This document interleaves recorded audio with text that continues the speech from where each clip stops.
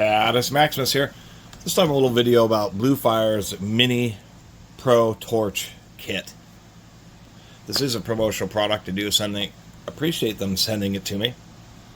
We'll see how good it is, and seems like there were some growing pains earlier on, but hopefully they'll have gotten through those. This is a $50 kit, and BlueFire is actually fairly known brand, surprisingly enough, for things like rosebuds and MAPP gas bottles. Their yellow ones are their premium, hotter fuel, MAPP gas, and their blue bottles are just standard propane. And off of the Amazon, it's about $50 for a 4-pack of the blue bottle, so $100 for the torch set and 4 of their more premium MAPP gas bottles. So this is their thing that they're promoting, and so I decided it seems like a neat little idea. I've been fond of these little micro torches. I mean, they're real common in little butane lighters, and in years past they were a neat item from Radio Shack where they had kind of like integrated bottles. So the idea behind this is it's a mini torch, but it isn't connected to a lighter. It's connected to a large gas bottle. And you have a few accessories here. We do have a soldering tip. So this is going to be the little flame head, and then you have these gold-plated interchangeable soldering tips. And we have a couple different tips. We have ones that they're kind of jammed in here. We have a couple different flat size tips for, I guess, heavier duty soldering operations. And then they have some of these steel tips, 1 pin and 1 blade. I guess they're calling these foam cutters, but they could be useful in some situations. Although admittedly I haven't had a big use for these style tips. They can be handy for doing certain types of plastic welding and things of that nature. We also have a little piezoelectric clicker type igniter. Hard to see here. Here we go, but at least it activates pretty reliably. There are actually 2 valves.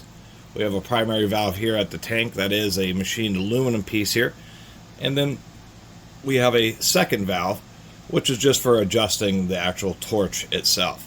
So something like this, we would attach it up to the bottle.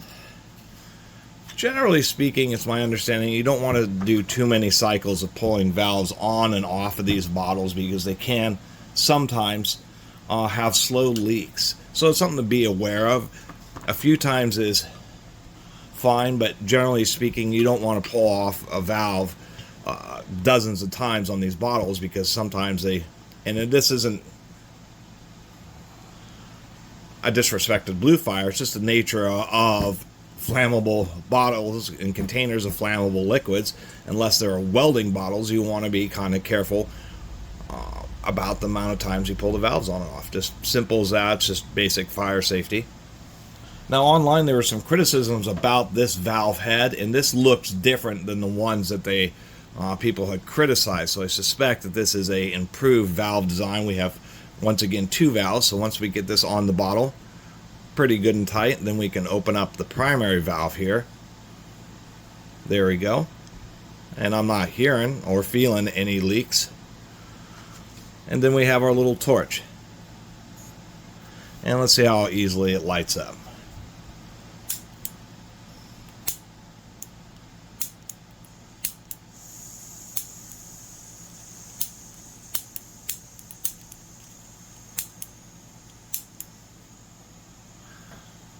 Well, not that easily with this thing. Thought this would work a little better.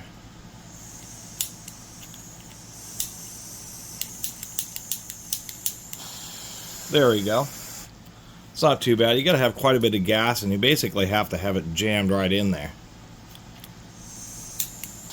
There we go. If you jam this right into the tip, it works just fine. Simple little flame. And being powered on. This is at full tilt.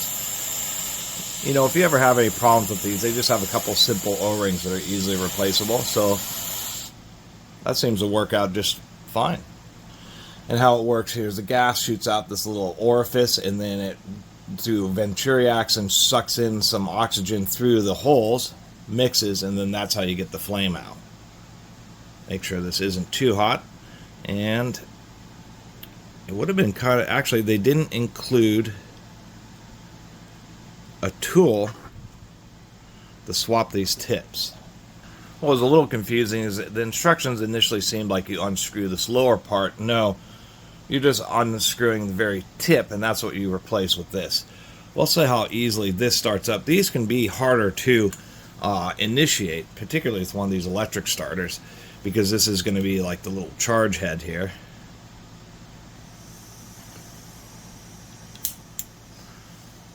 Okay, that seems to be working.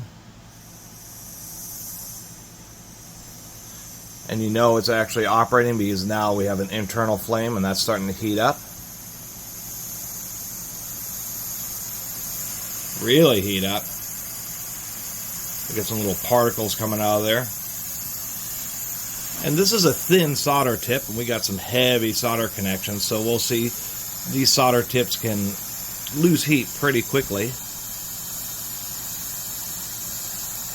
And I don't know, it may be just a little bit too thin of a tip for the amount of mass of solder I'm trying to melt here. I can definitely tell it's getting warm. Yeah. It takes a second for it to transfer some of the heat. Now I do have this up full blast, so this is at maximum temperature. And this is a big glob of solder. You need a 40 watt or even a 60 watt soldering iron to melt into that, but this is actually doing it. So this is definitely improved for the thermal transfer. So even with the thin electronics tip, we'll just pop that off, it works just fine. And we can see we already got some nice bluing on that. So if you ever get one of these, it'll be super obvious if it's ever been used. That must have been brass. That plating on the tip, gold plating on the tip, has now totally disappeared as well. Anyway, to tell you the truth, that's just fine. You know, that is using a little bit hotter MAPP gas. But for a fine tip soldering iron, I mean, that only took a few seconds to heat up and has some real BTUs. I mean, there's people who do a lot of soldering know how much large globs of solder and heavy wire really sap the heat out of soldering irons, and how you have to have pretty powerful ones to successfully work with those kind of joints.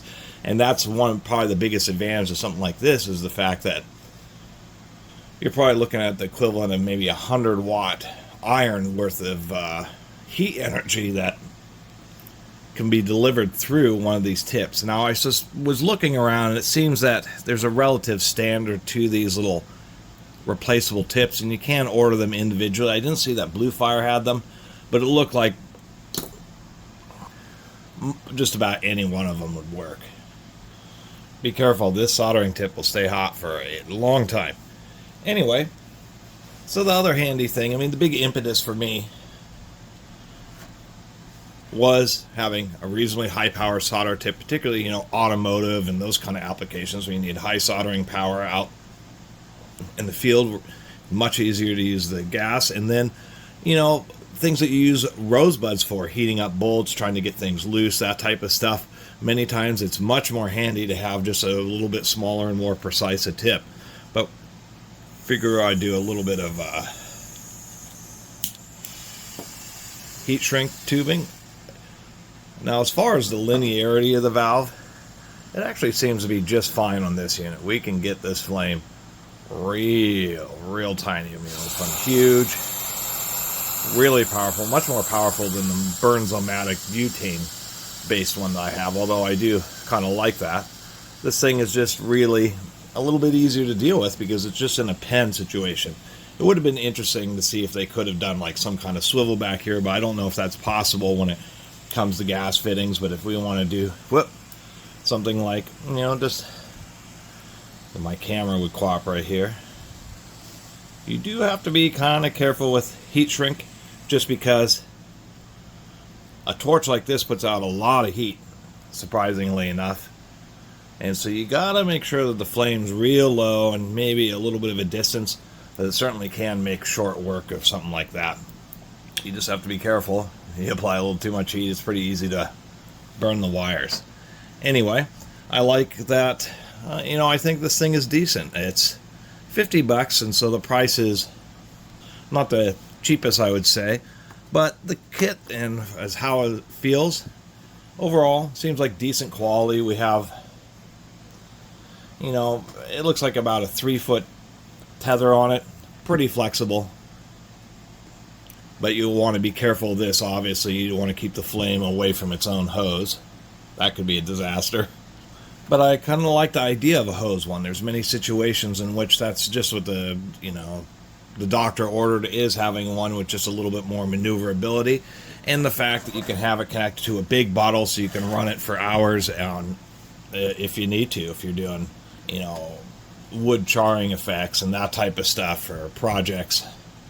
Trying to heat up, glue seams, that type of stuff. Maybe removing automotive windows. A lot of those are glued in. And just a little bit of heat and just having a little bit more precise torch, applying the heat to a tighter area, is a great use for one of these things. And I think it's kind of cool, and like the idea of having the option of a giant gas bottle. And as far as how their valving is and attachment setup, this all seems just fine. We have this valve seems just fine, and we'll remove it here. And whenever you do remove, there's going to be a little blip, but no unreasonable leaking or anything. It seems like any other normal, good quality valve.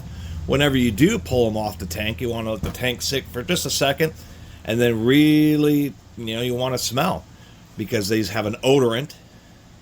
Because it is a flammable gas, they have a very smelly substance added to it, and you want to make sure that you don't smell anything. That way you know that there isn't any leaking. Now, these tanks are generally high quality and don't suffer much from that issue, but just at the beginning of the video, because of the fire hazard, you always have to mention that you want to not unplug and reconnect a bunch of times stuff to one of these tanks, because you just don't want to have a chance of a slow little leak, especially in an enclosed area where it builds up.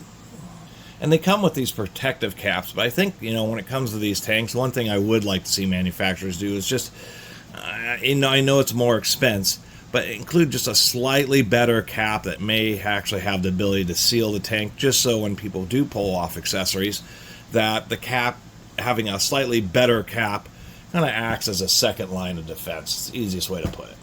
One last tip, like in my case, if you got multiple bottles, the one that you have already used and pull accessories on and off, I like to put a little mark on it like this U, just so I know it's the bottle that I should grab first.